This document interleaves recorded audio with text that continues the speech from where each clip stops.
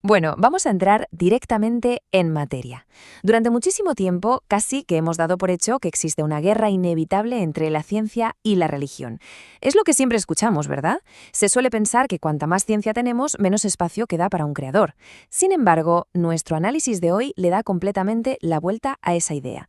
Vamos a desgranar la tesis central del libro de José Carlos González Hurtado, que plantea algo fascinante: que los descubrimientos científicos más punteros en realidad no nos alejan, sino que apuntan directamente hacia un diseño inteligente. El material que vamos a analizar es el libro Nuevas evidencias científicas de la existencia de Dios.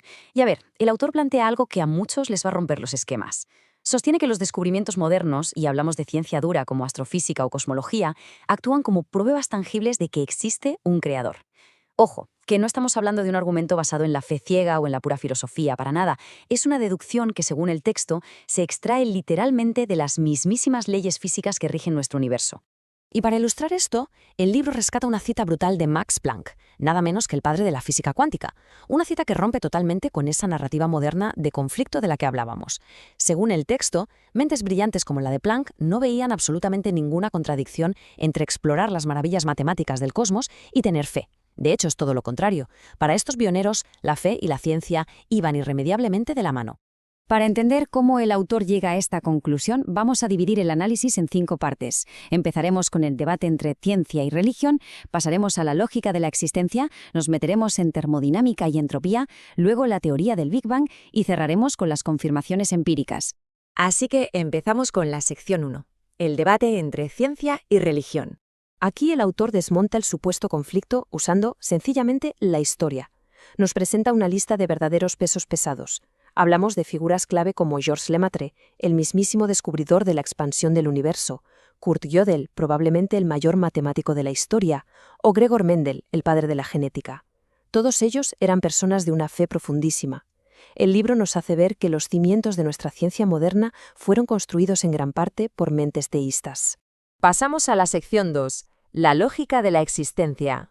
Antes de entrar en la física cuántica y los satélites, el autor nos lleva a un principio filosófico antiquísimo, de la época de Parménides. De la nada absoluta jamás puede surgir algo. Así de simple. Y esto nos deja con 2 opciones muy crudas sobre la mesa. La opción A: vivimos en un universo eterno que siempre ha estado ahí, o la opción B: el universo tuvo un comienzo definido en el tiempo. Y claro, como expone el texto, elegir una u otra tiene unas implicaciones existenciales enormes. Para resolver este dilema, el libro nos recuerda el famosísimo argumento cosmológico de Leibniz. Es como un rompecabezas lógico perfecto de 3 piezas. Primera pieza: todo lo que existe debe tener una explicación. Segunda: si el universo tiene una explicación, esa explicación tiene que residir fuera de él, es decir, apunta a un creador que no fue causado por nada más. Y tercera, salta a la vista que el universo existe. Entonces la conclusión del autor es que un universo que no es eterno exige por pura necesidad lógica una causa que sí lo sea. Entramos de lleno en la sección 3. Termodinámica y entropía. Aquí es donde la cosa se pone súper interesante porque pasamos de la filosofía a la física pura y dura. El autor destaca que el mismísimo Albert Einstein consideraba la segunda ley de la termodinámica como la reina de la física. Y la palabra mágica aquí es entropía, que básicamente es la medida del desorden en un sistema aislado. La ley dice que este desorden siempre va a ir en aumento. Es decir, sin una fuerza de fuera que meta energía, cualquier sistema cerrado se degrada y se agota. Y adivinad qué. A todos los efectos prácticos, nuestro universo es un gigantesco sistema cerrado. El autor usa unas analogías buenísimas, muy de andar por casa, para que visualicemos esta irreversibilidad. Fijaos, es como intentar volver a meter la pasta de dientes en el tubo una vez que la has sacado. Imposible, ¿verdad? O cuando dejamos una taza de café caliente en la mesa y se acaba enfriando. O el saque inicial en una partida de billar, donde las bolas se esparcen por todas partes. El mensaje es clarísimo. El tiempo y los procesos físicos solo van en una dirección. El caos no se ordena por arte de magia de forma espontánea. Y esto nos lleva a una conclusión bastante demoledora, apoyada por científicos como Lord Kelvin.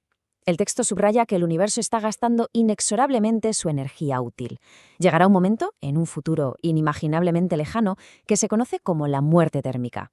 Las estrellas se apagarán y todo el cosmos se congelará. Por tanto, el argumento es que si el universo va directo hacia un final por agotamiento de energía, lógicamente no puede ser infinito hacia atrás.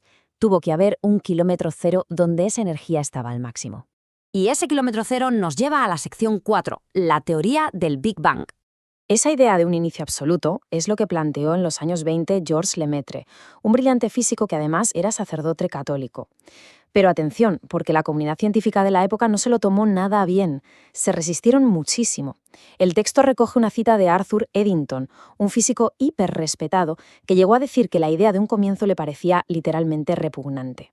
De hecho, el término Big Bang fue un invento de sus críticos, un mote sarcástico para burlarse de la teoría. Y el libro cuenta una anécdota histórica fascinante para ilustrar hasta qué punto llegaba esa resistencia a la idea de un comienzo. Resulta que las propias ecuaciones de Albert Einstein predecían que el universo se estaba expandiendo. Pero claro, en aquel entonces mandaba el dogma del universo estático. ¿Qué hizo Einstein? Pues forzó los números, añadió con calzador una constante cosmológica para cuadrar todo con la idea de un universo sin principio, algo que él mismo confesaría más tarde como el mayor error de toda su carrera profesional. Increíble. Lo que nos lleva a la sección 5, confirmaciones cósmicas. Al final, la ciencia manda sobre las preferencias filosóficas, y a partir de 1964 todo cambió. Fue cuando Penzias y Wilson descubrieron casi por accidente el fondo cósmico de microondas. Básicamente, encontraron el eco radiactivo de la explosión original. Después de eso, satélites como el COBE en el 89 o el WIMAP en 2001 lograron mapear ese eco fósil con un nivel de detalle brutal. El autor explica cómo esta avalancha de datos empíricos silenció a los escépticos de una vez por todas. Fijaos en el nivel de precisión que hemos alcanzado. Gracias al satélite WIMAP, la ciencia ha podido ponerle fecha exacta al momento de la creación. El universo tiene 13.770 millones de años. Y lo que el autor destaca aquí, y es un detalle precioso, es cómo este número tan tecnológico cuadra perfectamente con los primeros cálculos a lápiz y papel de aquel sacerdote belga Georges Lemaitre. El cosmos, el espacio y el tiempo mismo comenzaron a existir de golpe en un solo instante.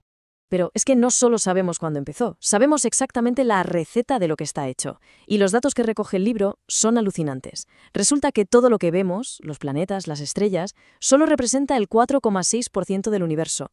El resto es materia oscura y una cantidad inmensa de energía oscura que está acelerando la expansión del cosmos. Según el autor, el ajuste de estos parámetros es tan milimétrico que refuerza enormemente la tesis de un diseño inteligente y premeditado. Por último, llegamos a la conclusión, la causa incausada. Llegados a este punto, viendo cómo convergen la lógica filosófica, la entropía de la termodinámica y la astrofísica moderna, el autor concluye que todas son flechas apuntando a un creador externo. Y el libro nos deja con una reflexión espectacular que cierra todo este análisis. Si la ciencia pura nos ha demostrado que nuestro inmenso cosmos tuvo un inicio exacto y nos avisa de que marcha hacia un final inevitable, entonces, ¿qué hay más allá?